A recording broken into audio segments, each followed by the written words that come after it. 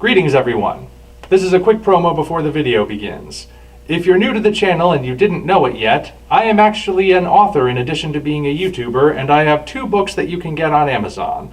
Operation Red Dragon: The Daikaiju Wars Part 1 and The Occult Mafia.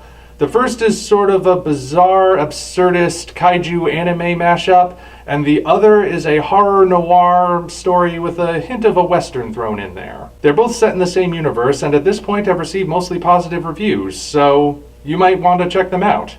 I've provided Amazon links for both of them down in the description. They're both available in either paperback or Amazon Kindle, and Operation Red Dragon is also available in audiobook form. So if either of these strike your fancy and you want to support a struggling artist, feel free to go down and check out either one or both of them. Alright, the shameless self-promotion is out of the way, we can get on with the video. Thank you all for your support.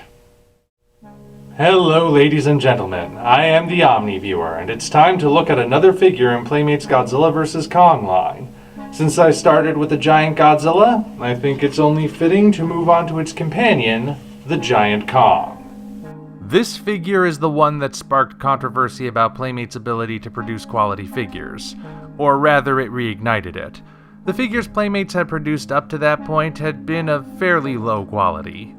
What they did to Space Godzilla was just plain wrong. However, when images of this Kong figure were first posted online, it looked so bad that a lot of people completely lost faith in the company. Some even said it looked like a cheap bootleg rather than an official figure. Well, now that I've got my hands on one, I think I can clear things up. The reason those photos looked so bad are purely because the figure, for some reason, is not very photogenic. As you can see, these still images I took look very similar to those controversial originals. However, when we switch to video, you'll notice it looks much better, and heck, even the video isn't showing the thing at its best. I think the issue is the paint, which catches the light in such a way that it doesn't look right in flash photography. I just want you to keep that in mind going forward. The figure looks much better in person than it does in pictures. But does that equate to it being a good figure? Let's take a closer look. The giant Kong has pretty much the exact same packaging as the giant Godzilla, including imagery and text on the back, and is held in the same way. Mine already had one of the straps broken when it arrived, but I'm happy to report that was the only damage present. Once extracted, Kong easily stands on his own without aid. Well, as long as his arms are at his sides he does, but we'll get into that later. Since I brought it up, I may as well go into the articulation. Kong has 9 points of articulation on him, same as Godzilla. Both arms move at the shoulders, both legs move at the hip, hands move at the wrists, and feet move at the ankles. Since Kong doesn't have a tail, he instead is able to move his head. Thanks to the design of his body, all of these joints can move a full 360 degrees, though the hands and feet are a bit stiffer than the arms and legs. How does that compare to the giant Kong Skull Island figure from 2017? Well, that one has very posable arms thanks to special joints in the shoulders and elbows, as well as movement at the head and feet, but the legs were completely static. So this Kong isn't as articulated from the waist up, but he is more articulated overall, so make of that what you will. Now, as you may recall, one of the major issues present in the giant Godzilla is the screw holes that run all the way down his left side. Kong also has screw holes, 6 in all, but they are all located on his back. Since most people are going to display Kong facing forward, the holes will be obscured for the most part. But when you turn them around, they are very noticeable. So again, anyone who wants this for photography or filmmaking will probably want to fill these in. Like Godzilla, every inch of Kong is detailed, including the soles of his feet. Being a furry creature, there's a lot more texture to him, but the level of texturing depends on the body part. Just as it is with Godzilla, some parts of Kong are plastic and some are rubber, and the rubber portions have better texturing. This is especially true on the head, which is easily the best looking part of the figure. Unless you count Kong's toned and shapely buttocks. Truly, this is the backside of a king. But anyway, Kong's head has the best detail in terms of sculpting and paint.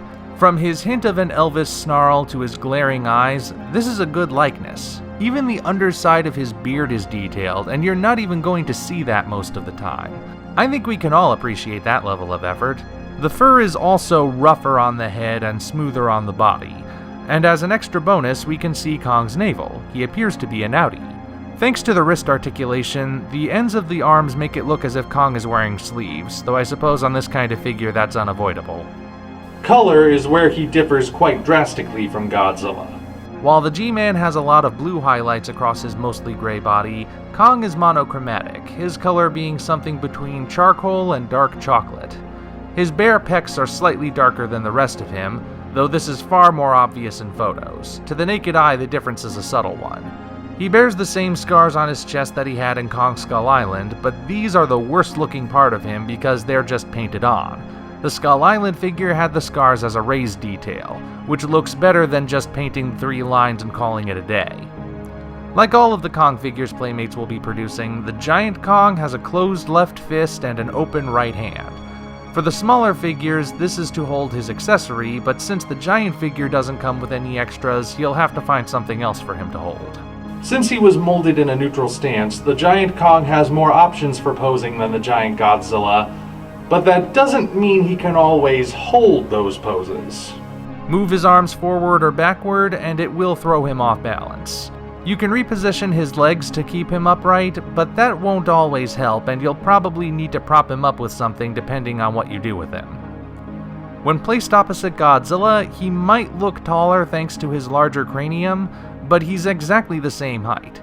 Thanks to the two monsters having such different proportions, they can almost look like they don't belong together, even though they're supposed to. Lining them up will mess with your mind at first, but I'm sure you'll eventually get used to it. So overall, I would say Playmates did a good job on this one.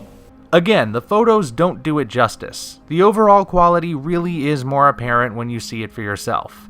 Sure, it still doesn't look as good as the promotional photos, but do figures like these ever match up exactly with their ads? Only rarely have I seen such a thing. You know what? I'll even go ahead and say the giant Kong is better than the giant Godzilla. It has more options for posing, the screw holes are better hidden, and the issues that remain aren't as glaring. Now that still doesn't make it perfect, but it does make it a better collectible. Given the surprising lack of King Kong collectibles to choose from, I think this one is worth picking up. Don't let bad photography fool you. This really is a worthwhile addition to any kaiju collection. Alright, that's 2 down. Until such time as we meet again, this is the Omni Viewer signing off.